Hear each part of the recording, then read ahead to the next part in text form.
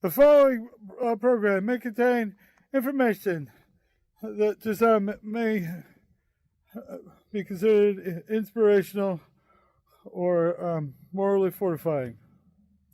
But I can assure you that would be completely by accident, because that is in no way the intent. In fact, most of this is just pure ridiculous nonsense. Enjoy at your own risk.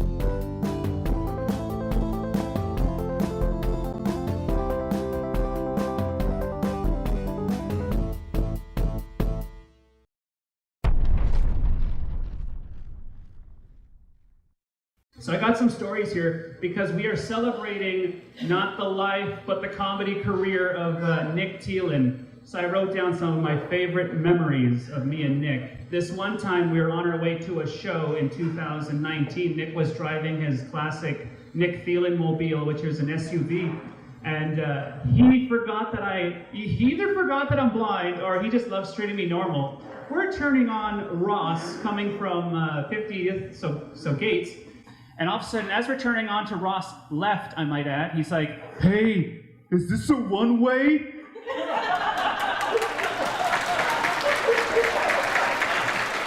I'm just panicking. I don't know! And then he's like, all these vehicles are coming towards us. It's got to be a one-way. And then he pulls the hardcore Albertan. He's like, "Don't worry, buddy. We'll just U it out of here." So that was... yeah, we U'd it out of there, and he's never asked me for directions ever again, which makes sense. You know, when JR drives, his intact insurance goes down a little bit, or goes up, I should say. So one more story I have about me and Niek. We both love working in the film industry. No, not the adult film industry. Don't worry about that. But we got a call from Jason Steele a few weeks ago, and Jason said, "Hey, you guys want to be in a funeral scene? We need you to sit in some pews."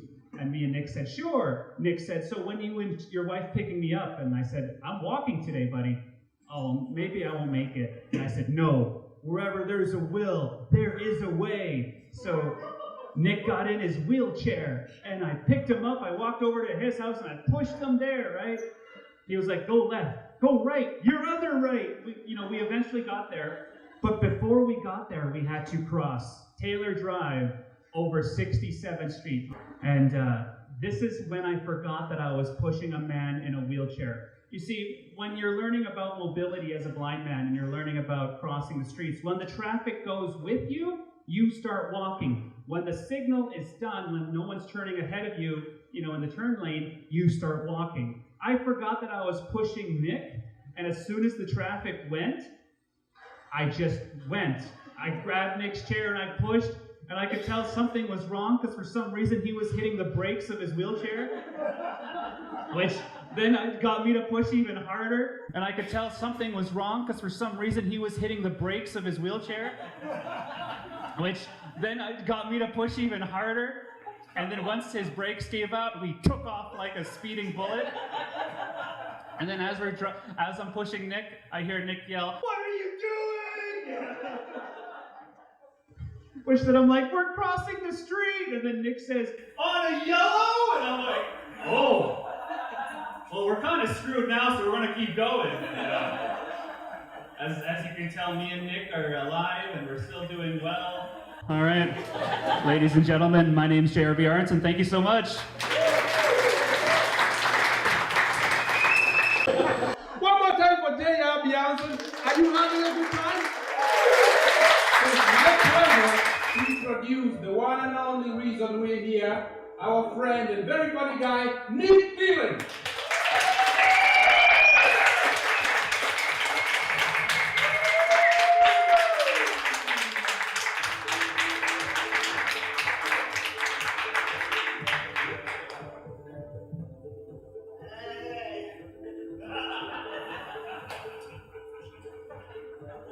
John just wanted me to try my coordination skills on the mic, you know? Just gotta see how my coordination is before I get up here, you know? That's really what I need to do. I'm glad to be here though. They told me I gotta do like 20 minutes of comedy up here, which is fun, you know? Which means you probably get like 5 minutes of actual jokes, and then you can watch me struggle to get off stage for the other 15 minutes. I'm just kidding, guys. It doesn't take me that long to get off stage. It's way less. It's not nearly as impressive. Oh man, but I have a lot of fun doing comedy. Going all over the place, doing this is hard, you know?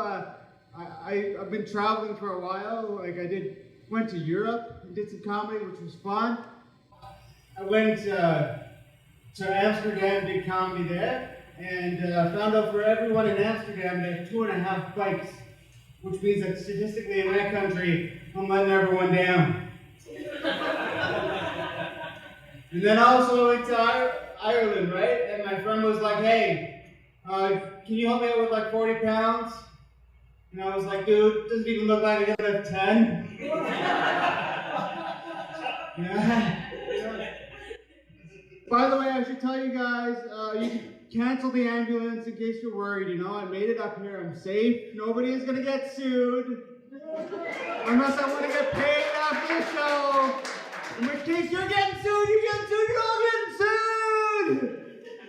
Yeah, that's how we gotta make money these days. It's a tough gig, you know? I've been doing comedy for a little while now, but I got a little bit of a slow start doing comedy. Because I used to be in a wheelchair, so I guess you could say the phrase stand-up comedy kind of threw me off a bit.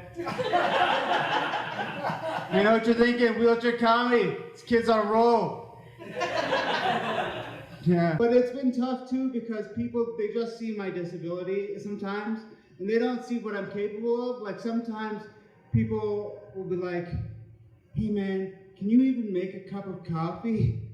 And I'm like, dude, I have a fine arts degree. That's all I can do. You know, like.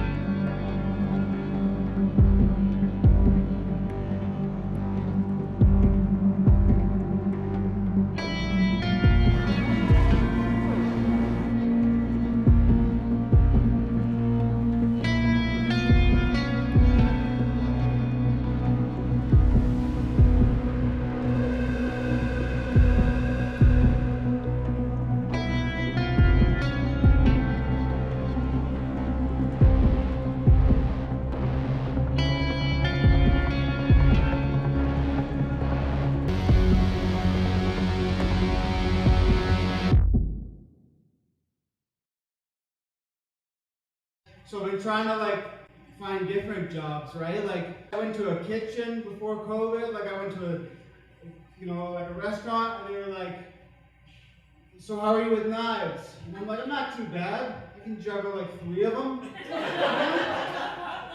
Yeah. And then I also, I went to Walmart, which I don't know if you guys ever tried to get a job at Walmart, guys. It's really hard. I don't know if you guys, because you have to be able to breathe to be able to work there. And I didn't know that at first. But, obviously, they asked me, they have a pre-screening process, and they were like, Nick, what would you do if someone dropped a jar of salsa in front of the till and everyone's getting mad, and now you gotta clean it up. I'm like, I don't know.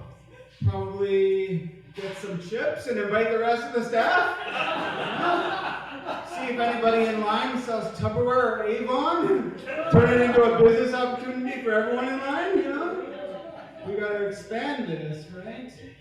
And clearly they must have liked my answer because they were like, hey, they asked me to come in for another interview, and I figured I had a pretty good shot. Then the last question she asked me was, hey, so how are you with ladders? And I don't know if you guys can tell by looking at me. I'm not necessarily great with ladders.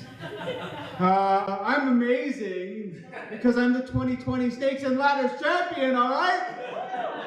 So before you judge me, you should read my resume. Yeah, it's true.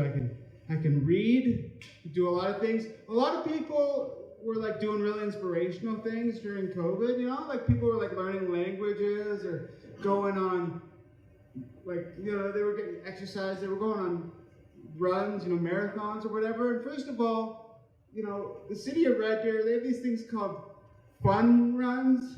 I don't think using the word fun and run in the same sentence should be legal. There's nothing fun about running, you know?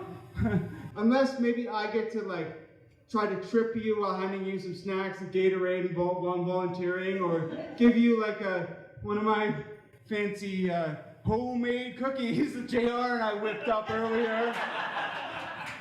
You know? If you survive that race and you're still walking on 2 feet, then you have my respect, you know?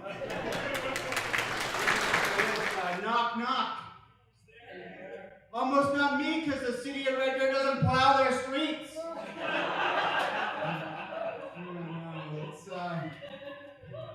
Guess I'm not working for the city council anytime soon. Ooh. Guess I'll run in the election too.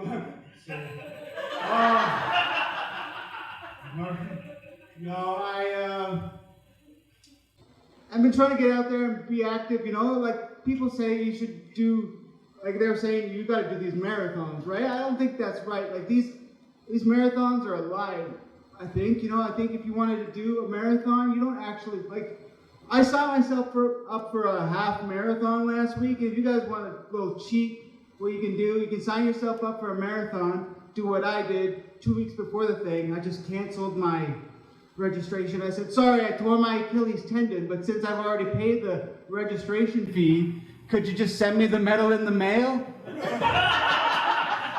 And then I waited for a rainy Saturday, and I stood there and took some pictures and put it on Facebook. You don't actually have to do it, you know, like. That said, you know, I don't know if you guys can tell, I am very athletic, even though I don't really have an athletic body. One of my favorite sports is bowling.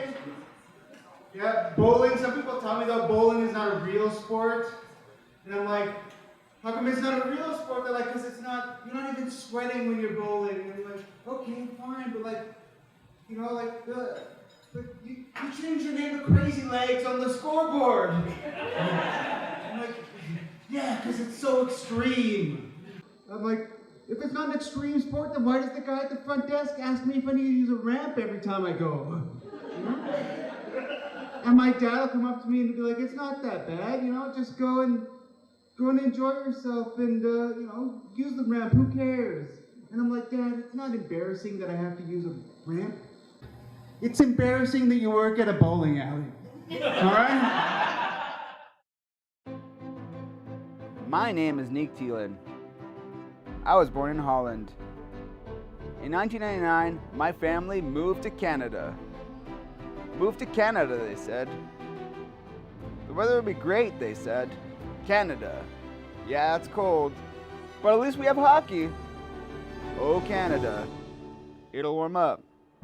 Eventually, we hope.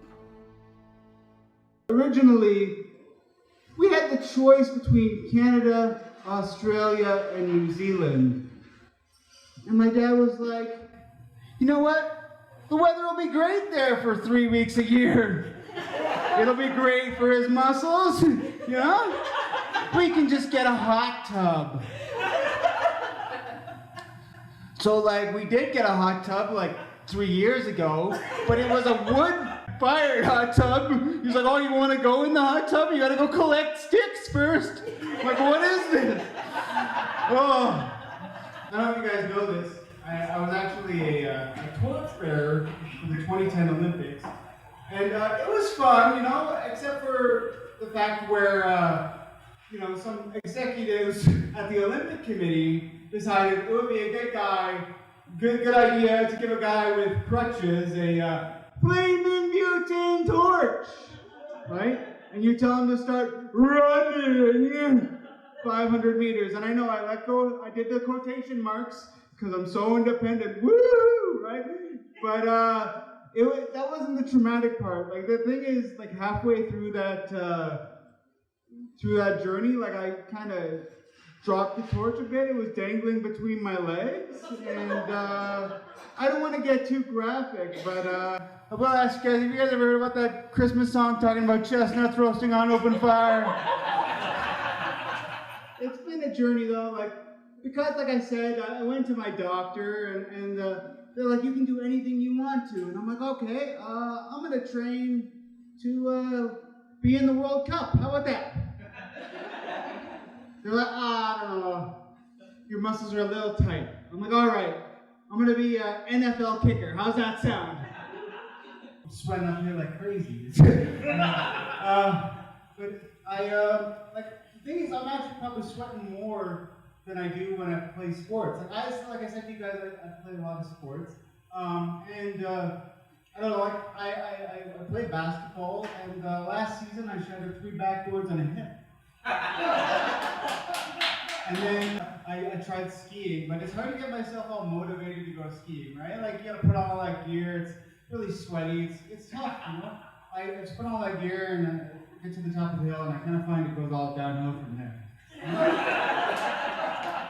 So I just had weird interactions with the doctors over the years, you know, because, you know, I've gone through like 7 surgeries at this point, and every time, you know, we have a consultation together with my parents, and, you know, like I said, like, Dutch people are always looking to get a good deal, you know, and so we're always like, you know, we drive to Calgary, my dad's fancy pickup truck, right, and then you know, we get to the consultation appointment, and then, so what we're going to do is we're going to cut this hamstring here, we're going to lengthen this there.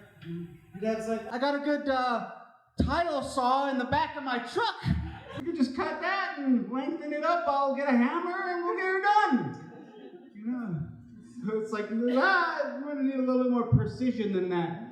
You know, we're going to measure once and cut twice. That's what we do here, you know? My dad's like, if it's a little too short, we'll just, you know, we'll cut his legs down a little bit more, you know what I mean? It's all right. On the way to this show tonight, me and J.O. almost got pulled over, right? You know, we had to switch drivers, you know? We switched drivers, because obviously I didn't want him to get in trouble. And then the cop says to me, hey, Nick, of course we're first name basis because he sees me a lot. That was a hard laugh, guys. That's kind of a hate crime, honestly. He sees me a lot these days. So he's like, you look like you were going pretty fast there. Were you perhaps trying to make up for something? I'm like, I don't know. It did take me like 45 minutes to get this shirt on. So maybe. I got a comedy show to do, so why don't you just turn on those sirens and help me get ready to go? Yeah, so I don't get along too well with cops, to be honest. Thankfully, you know, I've been able to I have a wonderful partner, and we're able to be active together, you know, and I'm glad we never fight, you know, because I'm worried that if we ever did fight, she might take me to court, and that would suck, because I'm really terrible at tennis. Also, my girlfriend loves to wrestle in bed, but then she hates it when I hit her with a chair. I don't think it helps it's a wheelchair, but she tells me I should take the brakes off. I'm like, okay, I don't know. I should say, first of all, I know you guys are looking at me weird, like you're looking at me like I definitely should have drank more milk when I was younger, right? Like, I think milk is a lie. I think it's just like 2% milk and like 98% lies. I think I was just forced fed lies in the form of lactose for the first like 30 years of my life. For years, society has taught us to drink milk to maintain healthy, strong bones. Until now. It's time to expose the truth. Have you ever noticed how milk in the store comes in 1, 2, or 3.25%? Isn't that strange? You just bought a full jug. What's in the other 95% of it? But don't take my word for it. Look at this guy in a lab coat. Or these people. Don't they look smart? Check out this guy petting a cow. Oh my goodness, how cute. Unfortunately, the truth is, it's not so cute. Got milk? Didn't think so. Milk. Don't be fooled. There should be warning labels on milk, and I think it'll be like, the missing kids things that used to be like back in the day, but it'll just be me with my ankles, like a picture of my body, and they'll be like, hey, you thinking of drinking some more of that milk? Take a good look at that kid's bones. Didn't go well for him, did it? Put the glass down, Timmy. Put it down. It's not gonna help. And I'll go to my doctor and I'll be like, hey, I'll ask my doctor for advice, and they'll just be like, eat an apple, drink some milk, stay away from me, you're weird. But then again, like, I don't know. I'm like, I'm going to Europe soon. I need to know what I need to do to get my body in the best shape, And it's just like, so, but you're not allowed to bring like liquids on a plane, right? So anyways, it's really hard to explain to airport security why I have 8 ounces of powdered milk up my butt, but we had to pay for that trip to Amsterdam somehow. They decided to come to Canada, and their big like get rich quick thing was like, we're gonna get some sheep. I don't know if you guys have ever seen sheep, right? They're not exactly the smartest animal in the world. And then to protect those rather smart sheep, we're gonna get 6 llamas. Now, I don't know if you guys know what llamas do when they get bored, but they just start making more llamas. All I'm saying is, growing up, I had a lot of llama trauma,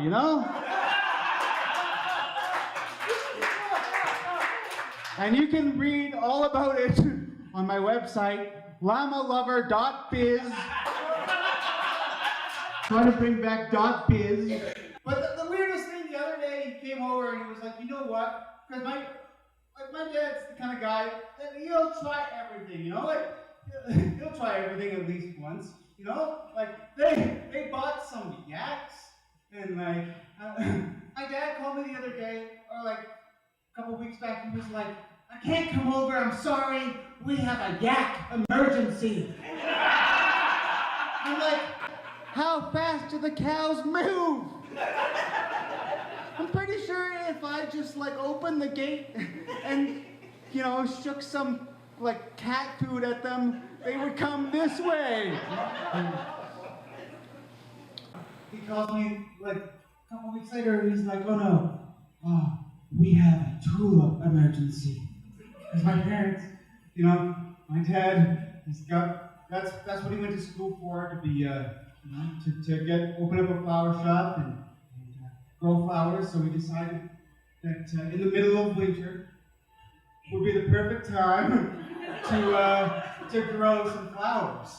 And just to make sure it was all legal, we had a lot of cops come to our property to make sure that he wasn't growing anything legally, right? He's like, no, I put it in pot. I'm going to grow it in pot.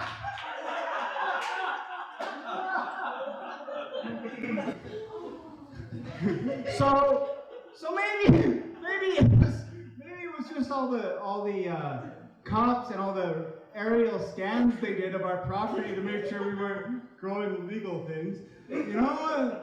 But I don't exactly blame him, you know. I don't know. The English language is a bit tough to learn, you know, like, because, you know, you think about it, you know, A is like the first letter of the alphabet, but also like, hey, how you doing, bud? And then there's like B, right? That's the second letter, but like also like B, oh, watch out for that bee, that's gonna sting you, you know, like, and then there's C, which is also apparently a body of water. My dad's going around building things, and then he goes to Home Depot and asks for isolation.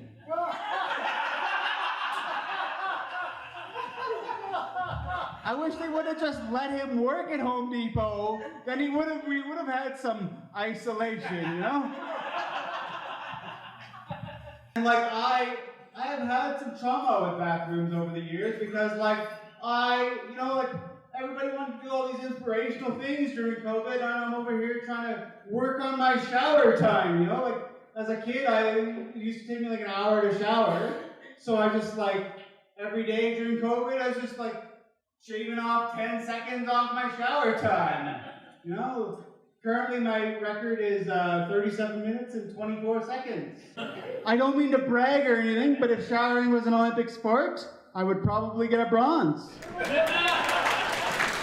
Showers are you've got these built-in tubs with these high ledges that are like, you know, you've got a slide-in door that you gotta get in and out of, and like, I don't know if you guys know this, but why do I have to be like a mixture of like an Olympic hurdle champion and like, you know, try and be like a newborn Bambi on ice, just trying to get into the bathtub, you know? Like, I don't want to, I caught myself, working on my reflexes here. That was so inspirational. That was like worth the entire show right there.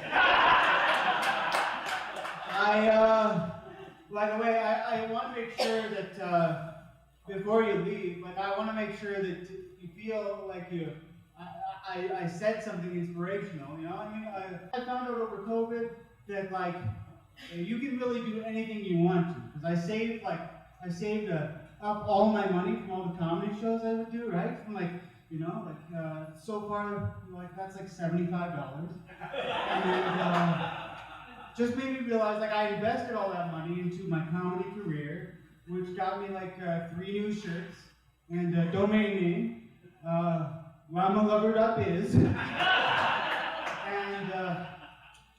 and so like it made me realize like you can really achieve anything you want to as long as your dreams don't exceed the lofty price tag of $75. The reason I wanted to do this special and was motivated to do this special is because one of my comedy mentors passed away during COVID, and it was a tough loss. You know, he was really close with Norm Macdonald, and so he was actually the one weekend he was hosting for Norm Macdonald, and I got to see him and Norm Macdonald, and I remember this very vividly that Norm was working on this crossword, and he asked me, what's a 7-letter word for a type of window covering? And I couldn't come up with a word, but I realized I said like nothing, which is also a 7-letter word. I could have said like plywood or blanket or like any type of window covering, but I realized the correct answer is curtains. It only took me like 2 years to figure out that curtains are window coverings. Anyway, guys, it's been really fun. Thank you so much for being here and being a part of this evening. And thank you so much to John, son of David, J.R. Bjornson, Jesse Geddes for being a part of this with me. It's been a blast, and thank you guys so much.